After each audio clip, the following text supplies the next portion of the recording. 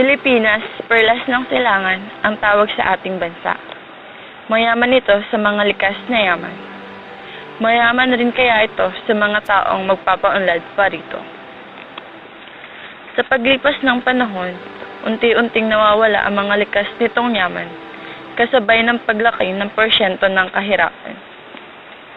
Dahil sa mabilis na paglago ng ating populasyon, mabilis ring bumaba ang ekonomiya ng ating bansa.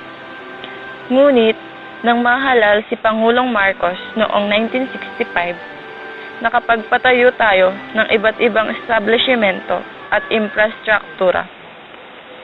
Ipinatupad niya ang martial law. Noong una, tumaas ang GNP o Gross National Product at GDP o Gross Domestic Product ng Pilipinas. Pero di naglaon ay bumaba rin ito dahil sa napakarami nating utang sa IMF or International Monetary Fund. Sa mahigit 4 na dekadang lumipas, simula nang ipatupad ang martial law, ano na nga ba ang nangyayari sa Pilipinas ngayon?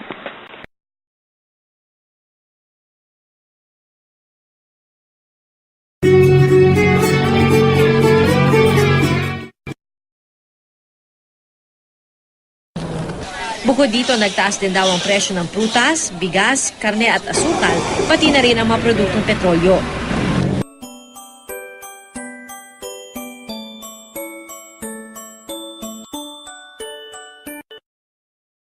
Kamakailan ay sinabi ng World Bank na isa ng rising tiger ang Pilipinas. Striking story emerges out of these discussions. It is remarkably similar across wide range of stakeholders, and this is how it goes. First, Philippines is no longer the sick man of East Asia, but the rising tiger. Ano nga ba ang sinasabing rising tiger? Sa ekonomiya, ang kahulugan ng salitang tiger ay ginagamit upang ilarawan ang ekonomiya ng isang bansa na nakararanas ng isang panahon na hindi inaasahan at mabilis na paglago. Ayon sa direktor ng World Bank na si Moto Konishi, ang ating bansang Pilipinas ay kabilang na ngayon sa tinatawag na rising tiger. Ang GDP noong ikatatlong bahagi ng taong 2012 ay hindi na itatangging tumataas sa 7.1% na ibinida ng NEDA o National Economic Development Authority. Ang GDP ay ang kabuuang halaga o serbisyong nalikha sa loob ng bansa. Hindi lamang isa ang tumaas, pati na rin sa agrikultura, industriya at sa serbisyo.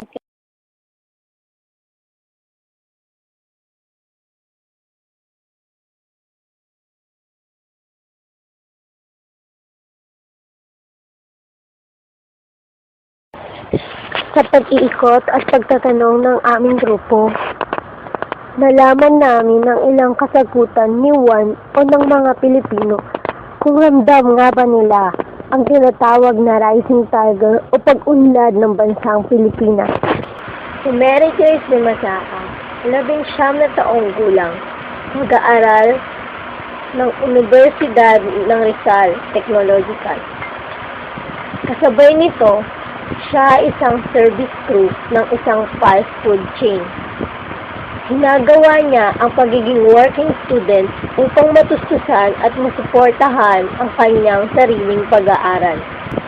Tinanong namin siya kung ano ang naiisip niya pag naririnig ang katagang rising tiger. Pagtaas ng ekonomiya ng isang bansa, yung GNP at GDP, pagbaba ng unemployment rate. Tinanong namin siya kung ramdam niya nga ba ang pag-unlad ng bansang Pilipinas. No. Kasi madami pa din sa ating mga Pilipino yung hirap. Sa akin, sa sarili ko, hindi ko ramdam yung rising tiger. Diba? Kasi kahit magtrabaho pa rin ako ng magtrabaho, yung sinisweldo ko, sa allowance ko lang napupunta and sa tuition fees. So, hindi ko dama yung rising tiger ng Pilipinas.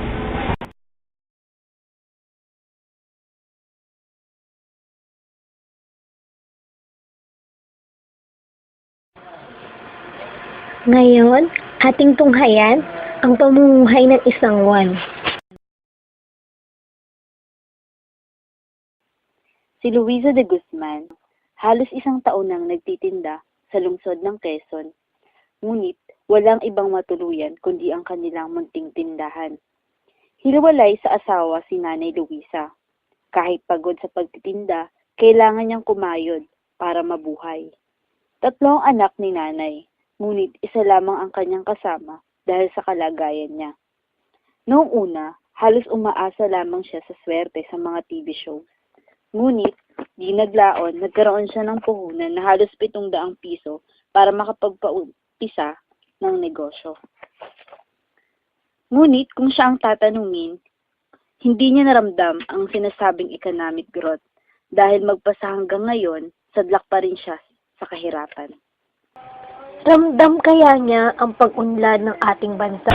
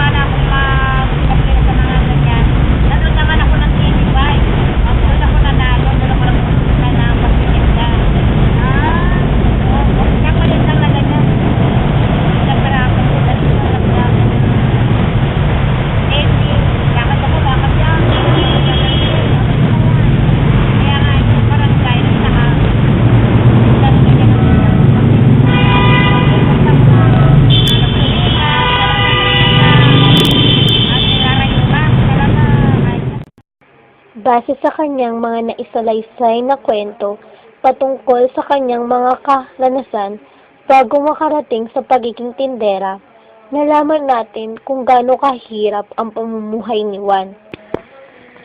Tinanong namin si Nanay kung saan siya naninirahan. Sa unang tingin, akala mo'y nakakaraos siya sa kanyang pamumuhay sapagkat siya'y may munting tindahan. Ngunit, lingid sa ating kaalaman, doon pala rin sila naninirahan ng kanyang bunsong anak. Sa kalsada. Sa kalsada sila natutulog.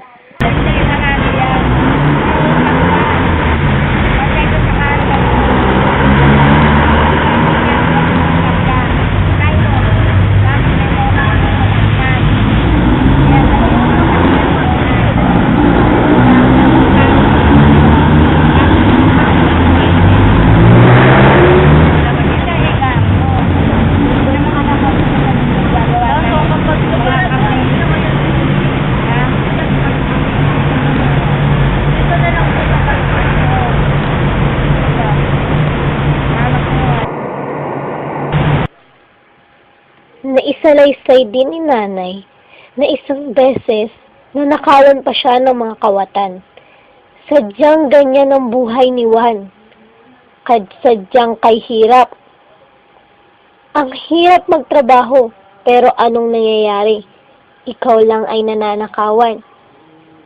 Dahil nga sa kahirapan, kung bakit may mga gumagawa ng ganitong mga karahasan.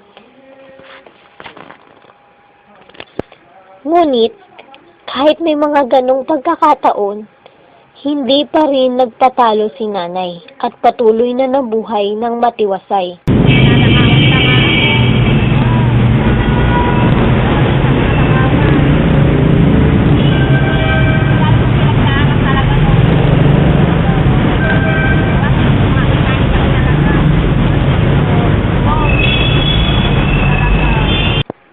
Maya-maya lang, nagkwento na si nanay patungkol sa kanyang pamilya. Ang kanyang pang mga anak ay nasa Las Piñas pala at malayo sa kanya. Katulad nga ng naisaad kanina, hiwalay na siya sa kanyang asawa. Nasabi niya na ang asawa niya ay isang construction worker. At naikwento niya na pag tag-ulan, wala itong trabaho. Kaya siyang nagpapadala ng pera, pagkain at pantustos sa kanyang mga anak.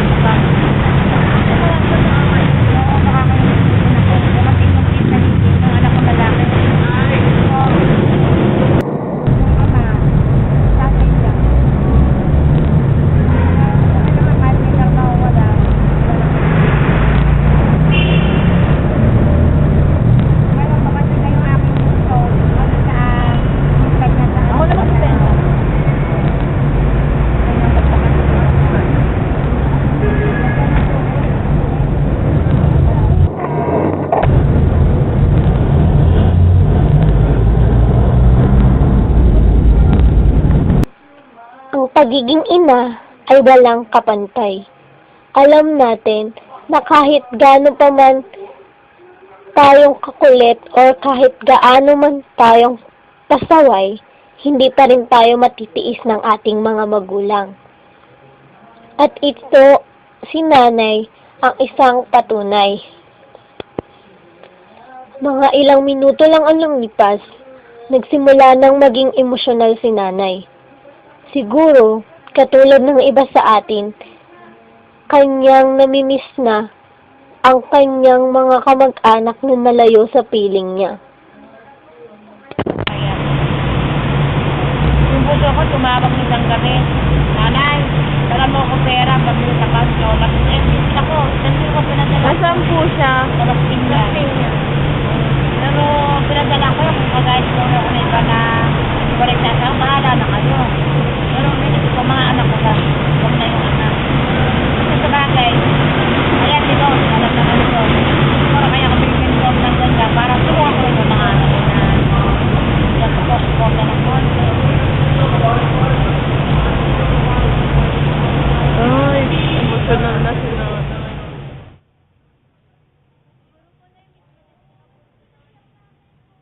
Ganun pa man, kahit ganyan ang paraan ng pamumuhay ni nanay, katulad ng ibang Juan at ng ibang mga Pilipino, si nanay ay umaasa rin na darating ang panahon na magkakaroon ng pagbabago kung saan mararanasan din nila ang pag-unlad at ang maginhawang pamumuhay. Humingi pa kami ng ibang opinyon ng ibang Juan, at isa sa aming nahingan ay si Carl Abrias, isang young professional o nakapagtapos ng kolehiyo. Siya ay degree holder at nakapagtapos sa kursong engineer. Sa ngayon, siya ay isang ECE na, kung saan siya'y nagtatrabaho bilang isang electric engineer. Sa katulad niya kayang nakapagtapos ng kolehiyo at may katayuan na sa lipunan, ramdam kaya niya ang tinatawag na rising tiger ng Pilipinas? Yung rising tiger kasi I believe ma-relate ko siya sa Japan. Kasi noon, di ba, yung Philippines at Japan, parang kino-compare siya noong 1950s. Yung after World War II. So, I believe noon, parang yung Pilipinas, isa mga pinakamayaman sa Asia. Di ba? Tapos, after decades, biglang boom yan. Di ba? So, nangyari, nagkaroon tayo ng economic, nagkaroon tayo ng pagbagsak ng economy after maraming bagay. Diba? I believe yung this time, marami na nagbago sa Pilipinas. Primarily, yung economy as an after World Cup na currently yung Pilipinas ay isa na ngayon sa mga rising tiger. So, compared to Singapore, compared sa yung mga Southeast Asian nations, we are now on a status na rising tiger.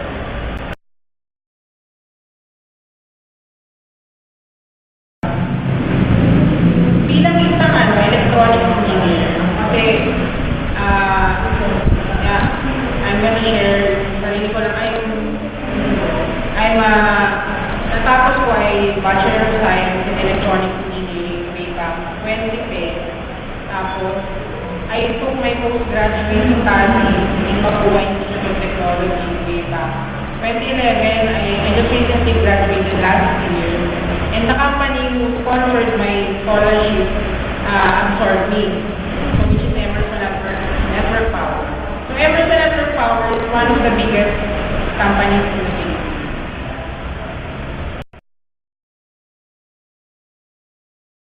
Compared last year, kasi last year, estudyante pa talaga, I just recently graduated August 2012. So, kakakairi lang sa akin na Emerson, mga 5 months pa lang ako So, definitely, may change naman talaga na nangyari. Kasi before, I cannot provide for my family. Kasi right now, we're facing financial problems. Pero right now, dahil nga dun sa, binigyan ako ng job, I was able to maximize my potential kasi pinag-aralan ko rin electronic engineer. Yung job title ko is design electronic engineer. Electronic design engineer. So, I design power supply. So, in a way, I contribute to society. So, maraming magbabago sa akin is nag-increase yung finances ko, nakatulong ko sa family ko. Tapos, I'm able to bless other people. Hiningan namin ng opinion si Mr. Abias at tinanong ng ilang katanungan patungkol sa economic growth. Itinanong din namin sa kanya kung ano-ano kaya ang mga nagbi-build up or aspect na makaka-apekto sa economic growth ng Pilipinas. Bukod dito, itinanong din namin kung ano sa tingin niya ang nagpapabagal sa pag-unlad ng bansa. At narito ang kanyang mga kasagutan.